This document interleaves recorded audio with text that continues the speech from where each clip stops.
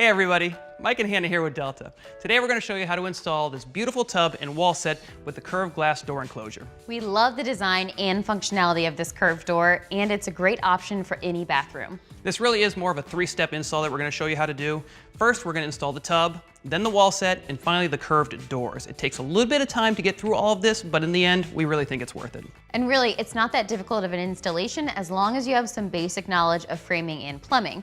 Having said that, depending on your installation, there are some suggestions for construction and plumbing along the way, and building codes are different everywhere. So if there's a task that seems beyond your abilities, we recommend contracting a professional for this installation. So maybe just do a quick review of this video install, and if it sounds like something you're ready to tackle, we're here to help. So with all that said, let's get started.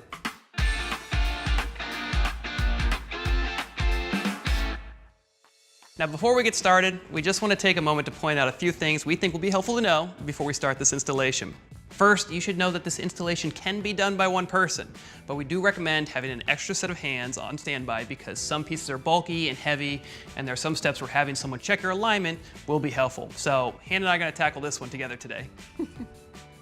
Oh, also, I don't want to forget to mention, don't trash your tub packaging too soon. There's a template on the side that you can cut out and will be of use in one of the steps later.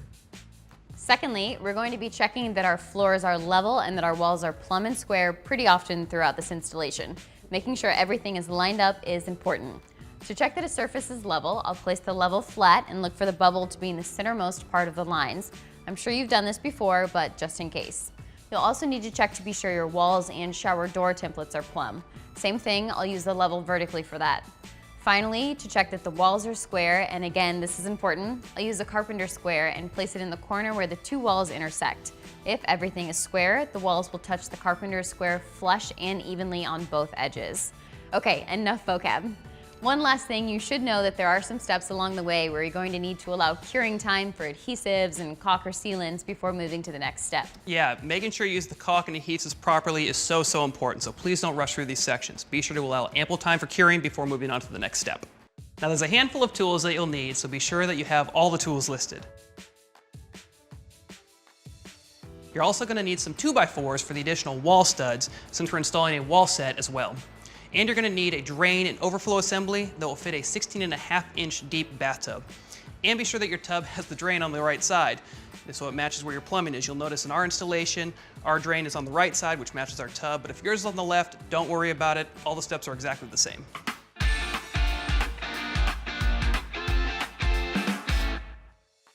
Now this may sound a little bit crazy, but before you carry on, let's make sure that our tub will fit in the intended location and that the plumbing fixtures are located in the right spot. Ours is a 60 by 30 inch tub. So we'll come down to the floor. We'll check the width to make sure that we have at least 60 inches. And we do, we're right at 60. And then we'll come up to where the lip of the tub would be. Check to make sure that we have 60, and we do. And then we'll check the depth here to make sure we have at least 30. And we do, we have plenty, so we're good there.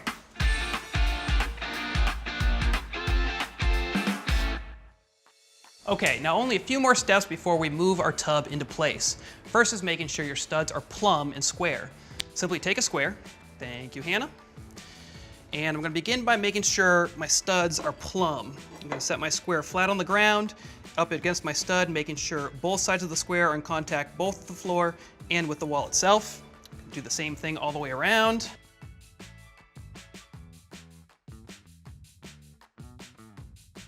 Checking all of my studs to make sure they're plumb. Everything looks pretty good. And then I want to check to make sure my corners are square. I'm going to place my square flat into the corner, again making sure each side of the square is in contact with the studs. Looks good. We look nice and square. All right, so now we're gonna make sure that our studs are level. Hold it vertically on the stud to make sure that the bubble is in between the lines right in the middle, and it is, so we're looking good there. Perfect, and you want to continue that all the way around your studs to make sure each stud is nice and plumb. So I'm gonna move to the floor now and make sure that our floor is level. It looks great there, bubbles right in the middle. Here's our smaller level. Check this way, and that looks great. It's right in the middle. Perfect.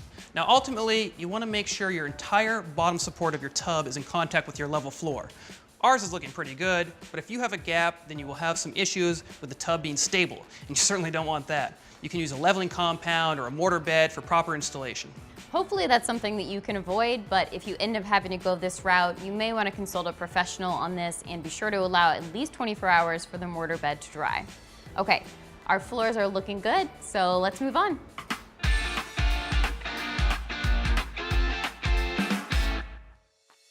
So now we need to attach our support apron to the bottom of the tub. You need to turn your tub upside down for this, so we recommend setting down a soft cloth or a carpet so you protect the finish. Depending on what model tub you have, you'll either need to attach the apron to the inner or outer post. For our model, we're going to use the inner post. Simply slide the apron support onto the post located on the bottom support and push until snug. That looks good. Now with our adhesive preloaded in our caulk gun, I'm going to apply a thin bead of adhesive to the face of the apron support that actually contacts the apron itself. And I find it's easy to hold it with my left hand. Give myself a little bit of space in there to apply that thin bead of adhesive right along the edge of the support. You don't need to overdo it on the adhesive here, just a nice strip along the edge. So now we're going to tape it in place while we allow the adhesive to cure. One thing you want to watch out for as you tape this in place is making sure that the apron support is below the edge of the apron itself. Basically this black piece you want to make sure is below the rim of this white here. You want to make sure you follow the instructions on your adhesive for the proper curing time. Looks pretty good. Yeah, it does. Great.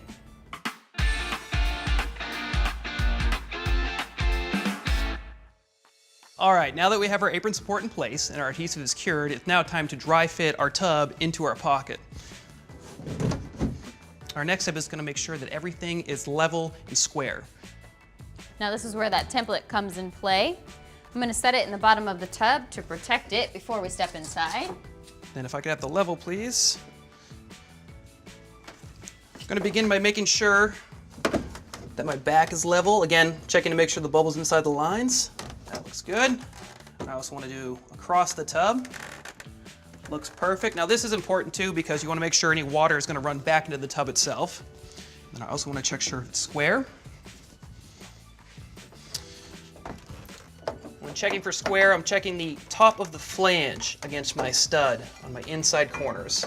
Again, making sure both sides of the square are tight against the stud and the flange. That looks perfect.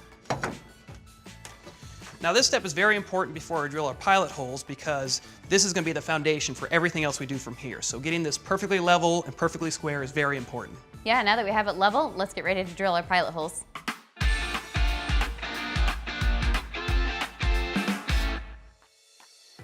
All right, next we're going to prepare our tub to drill our pilot holes in our flange.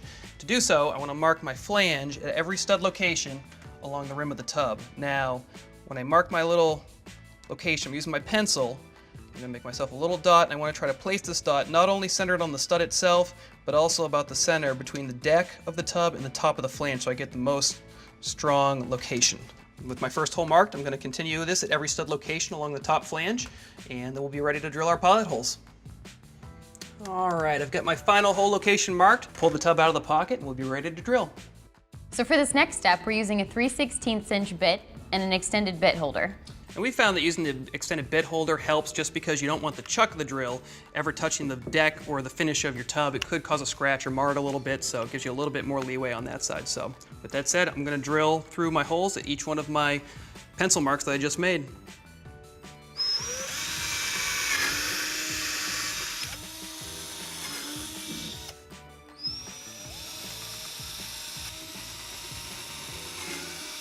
All right, now that I've got all my holes drilled along the top flange, we don't want to forget to drill a couple holes along our side flanges as well. So we're going to do 2 on each side. Although we didn't make any pencil marks on this, you can just kind of eyeball it, again, making sure you're getting in the center of the flange. So I'm going to go about, call it about a third down. And this is a step you want to be careful where your chuck doesn't hit the face of your tub. I'm going to repeat the same process for the bottom and then the other side as well.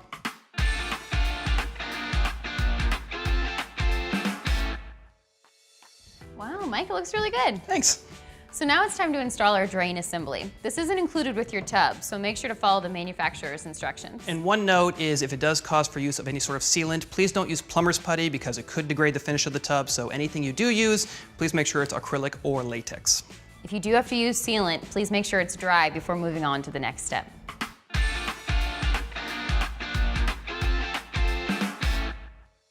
Now that we've got our drain and overflow assembly installed in the tub, we've gone ahead and pushed it tight back into our pocket. And I'm going to secure the tub to the studs itself with these number 10 1.25" screws. Another thing I like to do when we do this is to make sure that I'm in the tub. Now this not only makes it a little bit easier to reach all my screw holes as I go move around, but also assures that my tub is sitting tight to the deck, which is very important before we tighten everything up. As he said, he's using 1.25" screws. You want to make sure that these are either stainless or zinc screws, and also either panhead or round head screws. You don't want to use flathead screws for this. And another thing I like to recommend is I always use my extended bit holder, the same one that I used when I was drilling my holes around. It gives me that much more leeway when I'm driving these screws in to make sure that my chuck doesn't damage the deck of my tub anywhere. Also, as we do this, I want to make sure that I'm checking for any gaps between my flange and the stud itself. If any of those gaps looks to be more than about 1/8 of an inch wide, I might need to use a shim behind it just to make sure there's no undue stress along the flange as we snug these up. And that's a key word. We want to snug these up. We don't want to over tighten any of these. The last thing you want to do is crack your flange. All right, we've got everything screwed in nice and tight, and our tub is secure in our pocket, so I think we're ready to move on. Now, if installing the tub went pretty smooth for you, installing the wall set should be a breeze as well.